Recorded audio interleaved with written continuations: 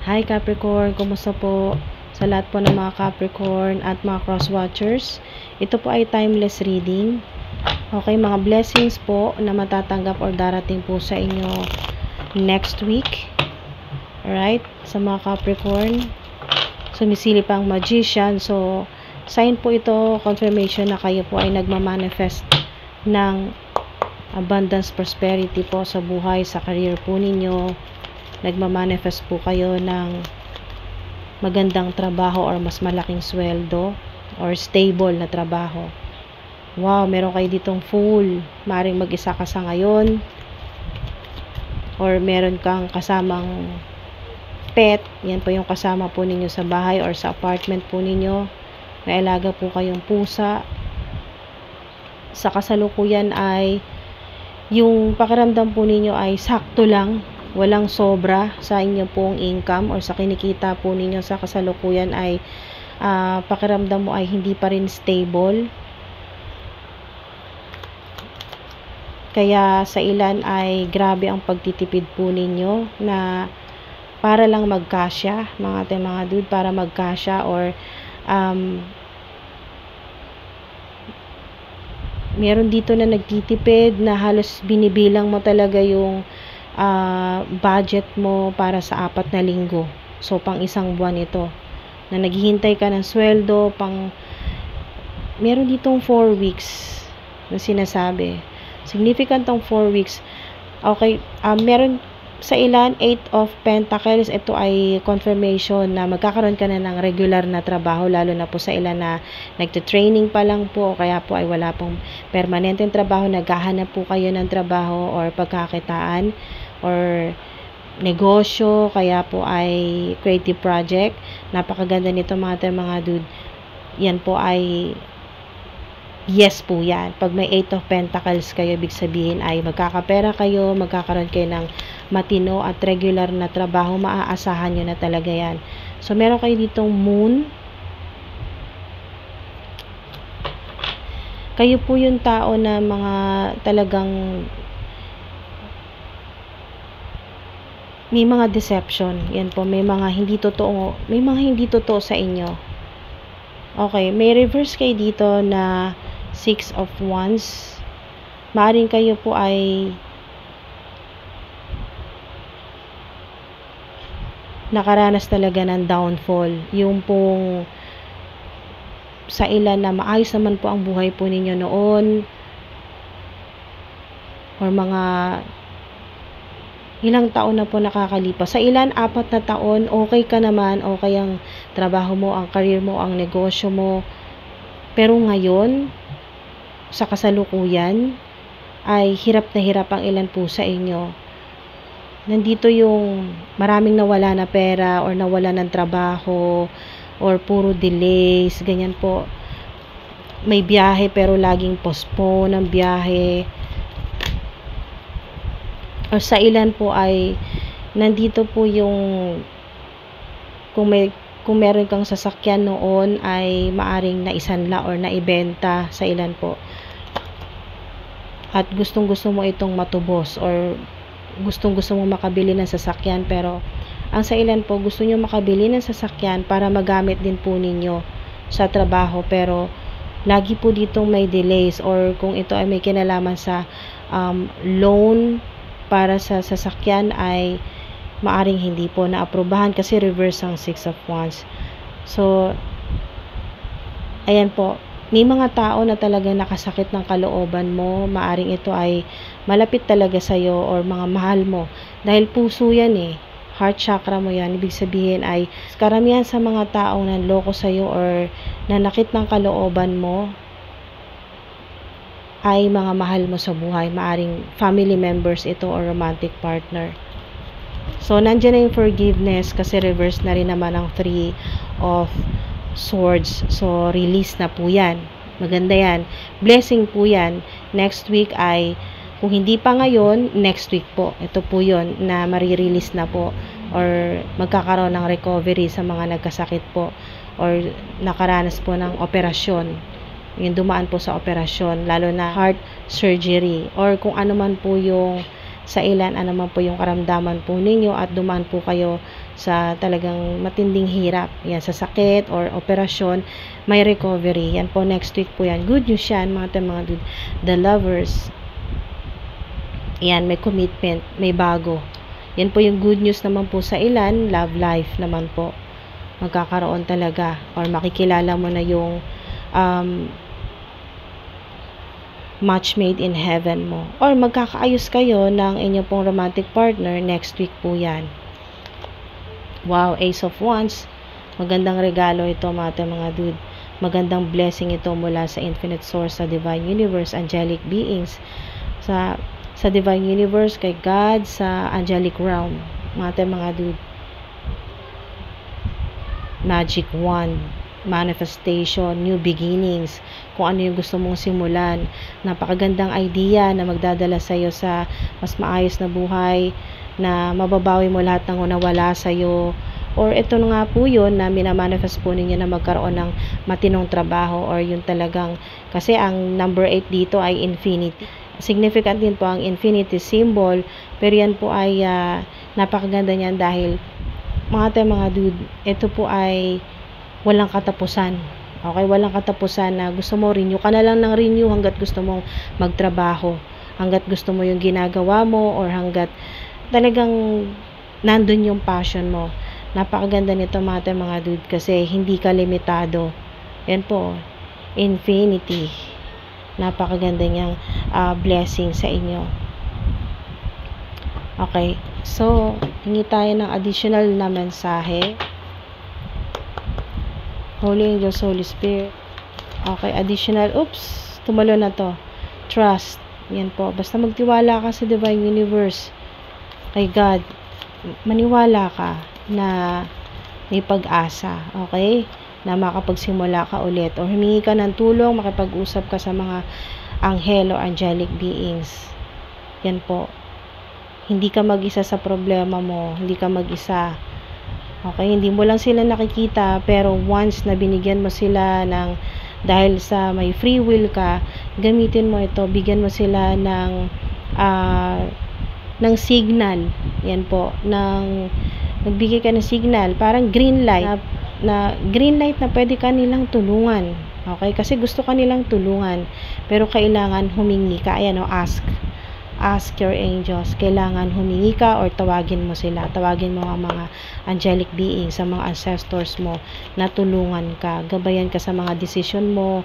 Protektahan ka. Tulungan ka na, ayan o, mag-improve ang sitwasyon mo. Yes, yan. Oh, the situation will improve. Yes. Wow, confirmation yan. Confirmation yan, mga dude.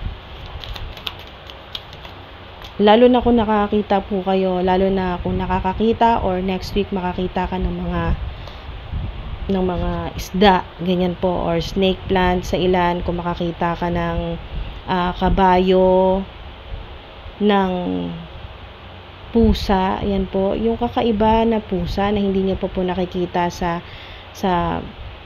hindi niyo po nakikita kahit kailan, hindi pa kayo nakakita ng ganong itsura na pusa, or sa social media, means parang isang beses mo lang nakita yung ganong itsura sa social media, videos, pictures, ganyan po. Merong unique talaga na itsura ng pusa na makikita po ninyo. Sign po yan o confirmation. Snake plant, yan po, horse.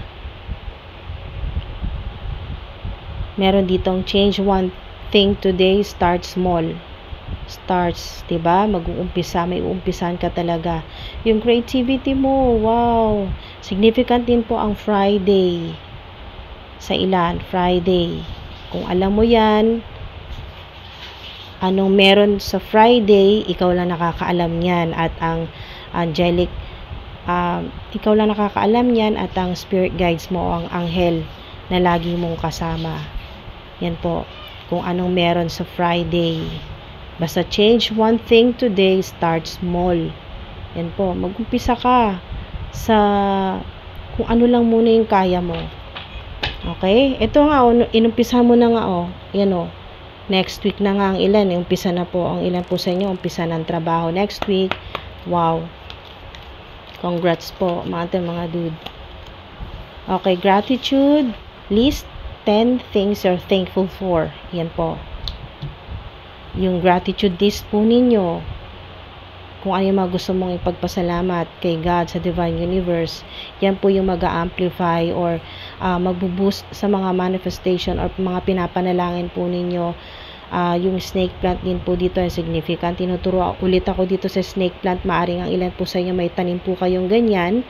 At meron din pong sinasabi dito na yung power ng snake plant ay maaring may connection din po sa kung saan nyo po ito nilalagay, saang direksyon ng bahay po ninyo or ng workplace po ninyo, saang direksyon po ninyo nilalagay ito, at may connection po sa may maswerteng direksyon or lugar kung saan man po yung wealth corner po ninyo, or kung saan po mas makaka-attract ng abundance, ng prosperity, success, good luck, good fortune ang snake plant po ninyo.